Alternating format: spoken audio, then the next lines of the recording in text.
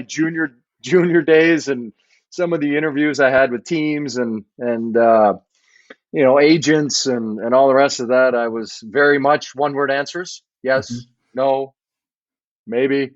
And then I think as I got in the NHL and a couple years under my belt, I was thrown into the fire in St. Louis with the pressure of the trade for Shanny and the weight of the town on my back, so to speak, with the Boo Birds and whatnot. But, I think as I continue to experience more and get a little more comfortable with not only myself, but my stature within the game and where that was, I think I became more comfortable and had some friendly banter and some not so friendly banter with a lot of media in the league. And, I often said to them, even the ones that maybe didn't like me or didn't like what I had to say, I said, well, I can always just give you a cliche or a one-word answer. You tell me what you want to do. So they quickly turned the page and got into some good questions. Okay, you mentioned your junior, Chris. I just want to open up with this story then, because someone told me not too long ago a great story about you at your draft. So it's 1991. You end up going 93. 93 rather. Apologies. You end up going. I'm not that old. All right, no. Listen, at our age, every year counts. I get it. Yes. Right. So you end up going to the Hartford Whalers, who make the deal with the San Jose Sharks. You go second overall. Brian Burke gets his guy. Now, I was told that year when you talked to the San Jose Sharks, who originally had the second overall pick, that you were told, we don't need you. We have Mike Rathje. Why would we need Chris Pronger? Is that true? Yes, and actually, when I got into the meeting, they basically were like, well, we don't really need to interview you. We're not taking you. But we'll go through the process. And I'm like, oh, why is that? They're like, well, we've already got Mike Rathje and Doug Smolek on defense, so we don't need you. So I was like, well, okay. I guess we'll go through the motions in this interview. But it was an interesting interview, I will say that. How did the rest of the interview go then? I was asked a couple questions. I got asked one question about, I don't know, I forget who the scout was, big guy. He goes, well, how would you move me from the front of the net? You're pretty skinny. I go, well, I'd poke you in the back of the knee and then I'd cross-check you out of there. And he's like, okay. But it's interesting too, because this is one of the stories that I always point to around draft time, when someone says, well, this team shouldn't take this prospect because they already have essentially, three centers that will play above. And I always say to myself, hang on a second here. The San Jose Sharks turned down a Hall of Fame defenseman because they already had in their mind someone similar. Like when they also were dead set on taking Victor Kozlov. They had spent oodles and oodles of money and time scouting him, and I knew that.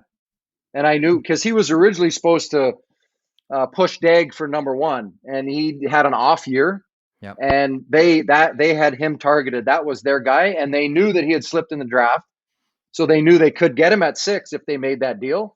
Because there was other teams trying to trade up into the 2-hole. And they were picking too late in the draft for them to get Kozlov. Did you have a sense that at the end of all of it, you were going to be a Hartford Whaler? No, I didn't really know anything. I had heard a lot of the commotion. My agent was telling me what was kind of going on, and there was a number of teams trying to trade up, whether they were going to be able to swing it or if it was going to be Tampa or Florida or Anaheim or whoever, maybe moving up. If they wanted to move up, and if they moved up, maybe they weren't going to take me. Maybe they were going to take somebody else. But there was a few teams. I know Detroit was trying to trade up, and the Rangers were trying to trade up when Keenan was there. But I didn't know they were making the trade until right before the draft started, and Berkey called me down to the draft floor, and I was sitting up in my seat, and he's like, "Chris," I'm like, "Yeah, how you doing, Berkey?" He's like, "Good. If we draft you, I just traded for the second pick. The draft is literally about to start." He's like, "I just traded for the second pick. If we take you, will you come?" And I'm like looking at him like, the whole Eric Lindros thing was pretty fresh in everybody's mind. And I'm like, yeah, I'll come. I'm like, why wouldn't I? I wasn't even paying attention to that side of but I was like, it's the NHL. Why would I not come? So it was, I kind of looked at him with 17 eyes and was like, what? So The times you were traded in your career, what was the biggest surprise one to you? Was there anyone that really caught you off guard? Well, the Hartford trade, I think it was a very good indoctrination into the business of sports Mm-hmm. and how when you're told something, don't necessarily believe it. Because in my year-end meeting with Jim Rutherford, he's like, Chris, you are our franchise player. You're going to be here a long time. We're building around you. We're gonna grow, etc. And I was fishing with Paul Holmgren, who was our head coach, and he spent 3 days with me, and we were talking about what I was going to do to get better and train for the upcoming season, and on and on and on. And he left my hometown, Dryden, and drove to Thunder Bay to catch a flight. And while he was there, he called into the office, just checking his messages. And Jimmy Rutherford said, "Oh, hey, Homer, how was Chris?" "Ah, he's doing good. Yeah, he looks good. Da, da, da." "Oh, great. Yeah, well, we just traded him to St. Louis." So I got ingratiated real quick and initiated into the business side of sports, and it was eye-opening. And from then on, I was like, all right, you can tell me whatever you want. Some people are more forthright and upcoming than others, but I'm just going to worry about what I can worry about, and the rest of it is, as they say, on them. Do you look at that now? I mean, now that you're part of management, do you look at that time now and say to yourself, you know what? That's just the way business has to be done. Like I've always maintained, like at that level of hockey, it's tough, if not near impossible, to do your job without, and I'll just be blunt, without lying. Like it's almost impossible to do it without Well, lying. There are ways you can massage it and stick handle it, but at the end of the day, man, those are tough positions to do and be completely transparent and honest. yeah, well, I think there is and there isn't. I don't think you can say to a guy, listen, I would tell anybody, I say, listen, anybody is for sale. If I get the right package, Yeah. and I'm going to make an Eric Lindros type trade and do something like that where there's so many pieces and all these different parts that you're like, well, we can set our team up for, as Colorado did for 10 years or whatever it was. Sure. Everybody can be traded. And having been traded 4 times, you understand that real quick. I think for me on the management side, you want to be upfront. I always appreciated the coaches and the GMs and owners that were upfront and honest with you, where they you knew where you stood, you knew what they were saying. I mean, they're not going to give you every little detail. And by the way, a lot of times somebody might just happen to call you. Their name is never out there. Somebody calls and says, "Hey, would you trade this guy for that guy?" And you got to think about it. You have to start going, well, I wouldn't do that, but you sit down with your guys in hockey ops and you're like, okay, this guy called on this guy. I don't know if he's serious, but are we willing to do it? If the answer is no, then you just turn the page and you're done. If you like that piece and if you got this, and this as well, maybe that guy's throwing out a test balloon or maybe he's just stirring the pot and he's bored. Who knows? But a lot of times when the media reports, oh, so-and-so's on the block, it doesn't mean a team is shopping him. It might be a guy made a call on a guy and the team said no. Yep. But it means that the guy is on the block because somebody called about him. Mm-hmm. So you learn pretty quick that a lot of times you don't know what team is making, a proposal or what have you. I mean, there's a lot of different things that go on. And, there's obviously a ton of trades that never happen. And we could write my massive books on how many trades went down that never went down that could have altered the course of franchises and all the rest of that. So Those are good. Give us one. those- Give us one. Give us one. Throw one out there. Trade. Could be an old one. Yeah. I always, I could have been traded to a number of teams. I almost got traded from St. Louis to LA. They had offered Vishnofsky and a couple other pieces. And then when I was in Edmonton, Toronto had the deal, and it was Caberlet, 2 firsts, and they offered Stajan, and they wanted Steen, yeah. and they wouldn't do Steen. And then they ultimately traded him like half a year later. St. Louis. And then, there's a couple when I was in Anaheim, and that's why I sat down with Bob Murray when I first heard my name in rumors the year after, when he took over, the year after we won the cup. I heard my name in rumors, and I'm like, call my agent. I'm like, what's going on? He's like, well, I guess he's trying to put a stamp on the team. I'm like, okay, well, whatever. There was I think Pierre Maguire talked about this on NHL Network Radio last year, maybe 2 years ago, when he was in Hartford, an offer of Peter Forsberg for Chris Pronger. Did you ever hear that one? I did not hear that one. And I think another thing that when we talk about all these different trades and all these different things, the one thing that always, even now when I'm in management, the one thing that always bothers me is, why can a team trade a player, but when a player has to be traded, everybody gets up in arms and it's World War III. But as soon as the player is no longer useful, it's okay to get rid of him. Players have just as much. I mean, they're under contract; they got to play, but why can't they ask to be traded? It's a two-way street. I mean, there's a lot of players. You look at players that have no trades or limited no trades. I know a lot of Europeans want to play on the East Coast because it's closer to get back home. I mean, there's all kinds of reasons why guys want to move. It's not necessarily about an organization, a city, what have you. It might be they don't want to live in the States. They don't want to live in Canada. They don't want to live in the West Coast. There's all kinds of different reasons. And a lot of times that's none of anybody's business, as we all know. But, I think sometimes people take it a little too personally. But that's emotional, and that's what sports is about, is emotion and passion and kind of living and dying by your team. And that's what we love. That's why we play the game, is to entertain and excite and win. And it's kind of a fine line, if you will. All right, we got a question on Facebook. Jason on Facebook says, "How did it feel hitting Justin Bieber?" Well, I wish I'd known I would have got this type of reaction, because I would have hit him harder. I just kind of gave him a little massage in the lower back area to let him know I was there. It was that smile. It was that smile. The beauty of it is, I had no idea the camera guy was there. I just happened to be smirking, laughing at great Bieber. shot. It's a great shot. What a picture! Like, seriously, what a picture, Chris. I don't know. He just happened to be there at the right time. It's a good thing I went in that corner, not the left corner.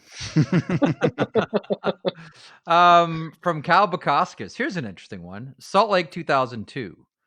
Were you looking at Lemieux or Korea when you made the pass?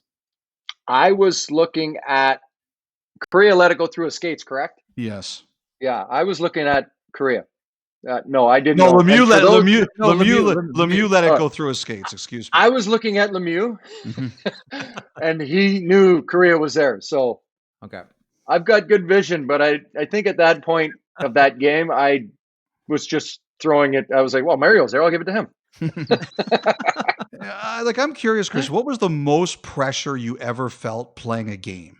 You played in that 2002 game. You played in the 2010 game. You played for the Stanley Cup. You played in Game 7s for the Cup. Like, what's the most pressure you ever felt? It's a good question. I mean, I didn't really. You feel butterflies and you feel pressure. I felt before most games. Obviously I was never really worried about those games. It was matchups and playoff series where you're going to be against so and so, and you've got to, for you to be successful and your team to win. That matchup is critical, and you got to shut that matchup down. You got to shut that line down, or one particular player. And the other coach's job is to get them away from you, and your job is to get that matchup. And there's so many different chess pieces that kind of can bounce around in the matchup game and trying to shut people down. And, I think you get embarrassed, whether they score a goal, tic-tac-toe, or whatever it is. It happens to everybody. I mean, you go back and look at, there's video on virtually every single player in the NHL being embarrassed at some point. It's a game of mistakes. And I think for me, I wouldn't be nervous. I would have those nervous butterflies, but once the game would start, you either get hit or you hit somebody or there, something happens. The magnitude of the game kind of gets small and you just start focusing on the game. And then as the game moves along and you get to the third period, if it's a overtime game in 2010, you're in overtime and you're like, all right, this is what it's all about. This is you're just limiting. That's where playing with Scotty. I would simplify my game and I would, direct passes and just be very simple and in how I played and very disciplined. Scotty, man, he would, when we played in Anaheim and on those Olympic teams, he would just crank it up and just start going, and he just threw caution to the wind, and nothing affects that guy. Whereas, I guess you could say it was my nervous energy that would be like, all right, let's simplify and keep the game in front of you, make those simple passes, nothing there the first, get it off the wall, get it up into an area. And keep the play in front of you, where he was probably one of the best guys at, just because of his skating ability and his wherewithal on the ice. I don't know in my time playing if there's somebody better than Scotty at those moments. Mm-hmm. You have to excuse Elliotte as he takes the phone call. No, I'm turning that off. Oh, it's not trade deadline, is it? No, thank God. Okay, so we interviewed Jake Muzzin last week on the podcast, and here's an exact quote from Jake Muzzin. Yeah. I love being the grumpy guy. I can recall talking to Brian Burke a couple of months ago. I said, Brian, who is the grumpiest hockey player you ever had? And he said, without a doubt, Ryan Kessler. But Chris Pronger was close too, he added. So, Chris, who is your favorite grumpy hockey player that you ever played with? Ooh. I don't know if it was grumpy per se. I think when you look at, I guess I was kind of, Fierzy used to call me Captain Happy. A guy who's never had a bad day in his life. No. You got guys like Tamu and Fierzy and all these happy-go-lucky guys that have never had a bad day in their life and just let things kind of bounce off them and roll off their shoulders. It's eye-opening, and those are the guys that I love playing with, because I learned so much from how they just handled things and how they let things just slide off their back, and also leaders like Scotty, the quiet, the silent, call him the silent assassin. Mm-hmm. Very rarely did I ever see Scotty get mad. Or Jason Smith in Edmonton, blood and guts and a warrior. Pat Verbeek in Hartford, my first captain, or, a little ball of hate. And you look at as you go and you learn from all those, and you slowly try to morph how you lead and how you, grind it out each and every day. And from when I first took over as captain in St. Louis to when I was ultimately the captain in Philly, I had morphed into a hybrid of all those different guys. And I think that's why when we talk about young captains and having experience, as they gain more experience in the league and notoriety and all the rest of that, they become better leaders, because they have they've been a part of more teams and, winning and losing and different leaders within the group. And they have a better understanding of how to push buttons on certain guys and all the rest of that stuff. Because a lot of times when you're playing and you're with your peers, the coach can only say so much. The group in the room, your leadership group, and more importantly, your peer group in the room have to push the group in a direction. They got to lead the guys. The coach is going to kind of set the template, and the leadership group has to buy in. The greater group has to buy in, but the leadership group steers the pile, and how you do that is different with each and every player. And it took me a while to learn that, but once I did, I think I became a much better leader. From Jim on Facebook, who in today's NHL do you think plays the most like you? No one. Yeah, I mean, you could say Shea Weber, but I mean, I don't think he plays like I did. He would be probably the most physical guy there is, that plays the number of minutes and but I don't think anybody does really. All right. Which team did you hate playing Sorry, the Jim. It's honest answer. We're not bringing you here to lie. We're in the circle of trust. which which team did you hate playing the most? Oh, I don't know if it was hated to play. I enjoyed going into buildings and just hearing people boo and cry and moan and complain, and the fans, screaming through the glass at me and me squirting water on them, and getting them all fired up. And then they complain to the referee, and he's like, "Well, why are you getting out of your seat? He won't spray if you get out of your seat."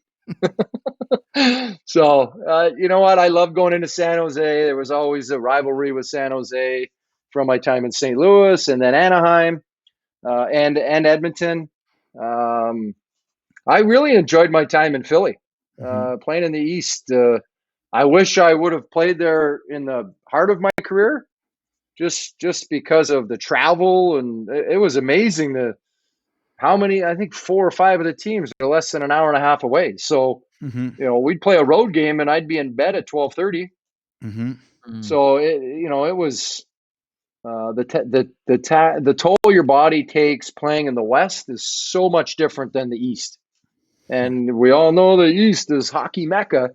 But I think it takes a different type of player to be able to succeed and play well in the West with the toll the travel takes on the body. Okay, so one of my favorite pieces of video in hockey is the dying moments of the 1993 Stanley Cup final. So it's at the Montreal Forum. The Habs are about to win the Stanley Cup. The puck goes behind the LA net. Daryl Sador picks it up as the clock winds down. 5, 4, 3, 2, 1. And Daryl Sador fires the puck into the stands. No one's getting this puck. He gets rid of it. What was with 2010 and the pucks, Chris? I personally loved it, but I might have been in the minority. But it made me think of Daryl Sador. Who else didn't like it? There was a team of Chicago Blackhawks players, an entire fan base. Who else in the media didn't like it? Maybe we they're all part of loved the Chicago media. We all loved it. Like, listen, Chris, make no mistake about it. It was great fodder. Made me think of Daryl Sador and those dying moments in '93. What was with the pucks? You know what? Like anything else, when you're scouting and watching games, and as you're watching, playing in the East and watching the West, and you're watching how, Bufflin was trying to run roughshod over everybody, and you're watching how, of course you're paying attention. They're getting their board with their pucks set up, and they're doing all this stuff. I'm like, well, I know one good way to piss them off. I just happen to be on the ice at the end of the game, and I just happen to have the puck there, and I'm like, well, why can't I have it? Who says there's no rule in the rule book that says the winner gets to keep the puck?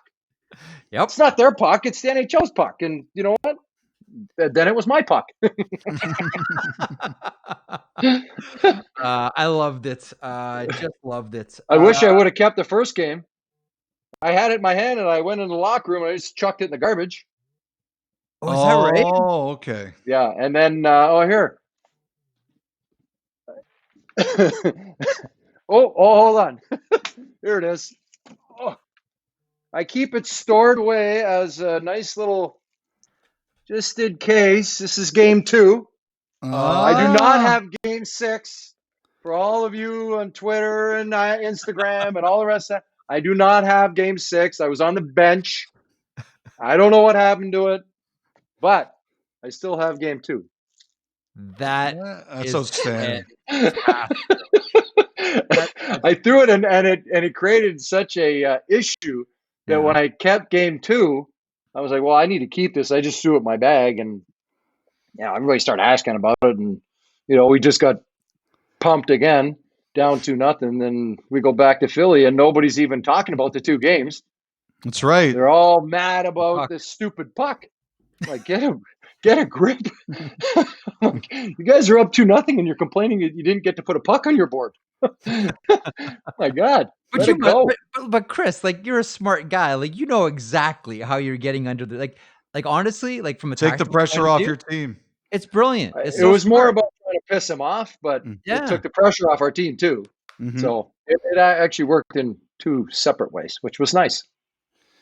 Well, this question could go a lot of different ways, but from Carl on Facebook, what's the most outrageous thing you've ever autographed? Oh, Or not autographed. That might be even better. I do not like autographing money because it's a waste. People are adamant sometimes, and they're like, "I need you. You have to do it." I'm like, "Okay, but you're wasting your money."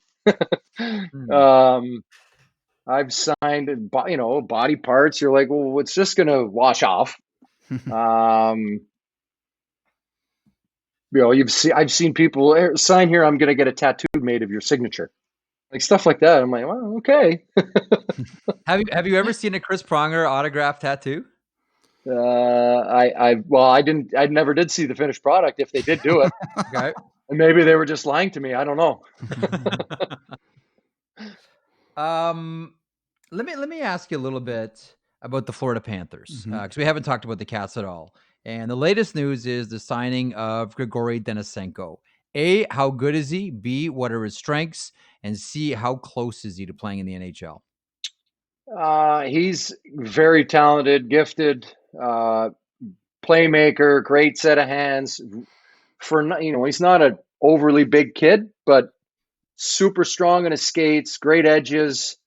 We're very, very high on him, and I think with the package that he has, if he does make the team, great. If he doesn't, he won't be in the minors very long. I can't imagine, based on what I've seen of him. And I think I was talking about this earlier. The most impressive thing was in watching him come at our development camp when we first drafted him was he took a brand new pair of skates, threw them on, and just was the best skater on the ice. Like, I wish I could be like that. Is impeccable skater and talent, and we're happy to get him signed and get him over here and learning the pro game over here in the North American style.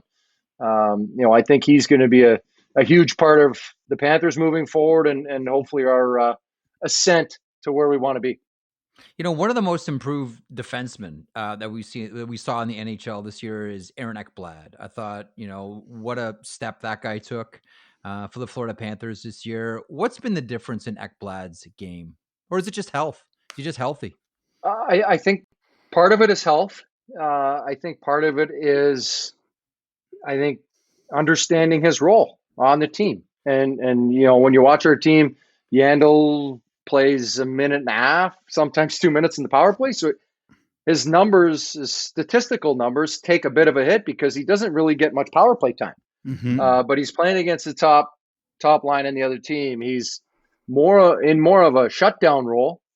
Whereas when he first came in the league, he was looked at as a power play point producer. He's still getting points and transitioning pucks and things of that nature. But I think he's starting to learn the game more. And as I talked about earlier, those experiences and as they begin to add up, you start knowing the league a little better and understanding what works and doesn't work, and also how to prepare. I think as we learn over years, is consistency for young players is so difficult because the league is so hard that once they master consistency, we see their game elevate because each and every night they show up to perform and play at a high level. And those that are able to do that are noticeable and are able to really excel at their position or their role within a given team. Chris, my last question for you is, I've asked you this before about becoming a manager someday. I have no doubt you could do it. I just wonder if you would have the patience for it. There's so much BS that comes as part of that job, including dealing with people like Jeff, not me, I'm a peach, but do you see yourself wanting to do it someday? I do. It's something that was always a goal of mine growing up and playing the sport and playing the game. I have an easy solution for some people that, your BS, as you call it, la la la la la la la la la. And I think it's, you answer what you want to answer. I mean, if you listen to some of the answers that some of these guys give, they're not answering the question. They're just telling you what they want you to know. So it's part of the game, and it's the thrill of it too. I know you guys ask some hard-hitting questions, and sometimes they don't want to answer them. Don't worry, we asked dumb ones. Yeah, Don't lots worry. of them. We asked dumb ones as well. Chris, this You has been said a it. lot of. We know it. We know it. Believe me, I've we got a know it. mirror. I've got a mirror in my Yeah, house. I know when I'm guilty. Chris, this has been a lot of fun. Thanks so much for stopping by. I love that you still have the Game 2 puck. That's Just awesome. continue to torment Chicago Blackhawks fans. It's a nice. We'll have to. We'll send that to him. It's very. I have somebody on Instagram right now trying. He's just all over me about trying to get it. Yeah, Really? Well, you got to pay for it. Everything's got a price. That's right. Everything has this everything. house, my car, everything's got a price. Whether it's a trade, whether it's a puck, Pronger is open for business. Everything is on the market. That's awesome. Listen, hockey's always a better game when you're part of it, and we thank you for joining us today. Thanks, stay guys. safe, stay healthy. We'll check in soon. Thanks. There he is, Chris Pronger, Jeff. Hall of Fame defenseman. And thanks to everyone for joining us and who interacted on Facebook, on YouTube. On behalf of Elliotte Friedman, Jeff Marek signing off. Thanks for joining us. Our special guest has been Hall of Fame defenseman Chris Pronger.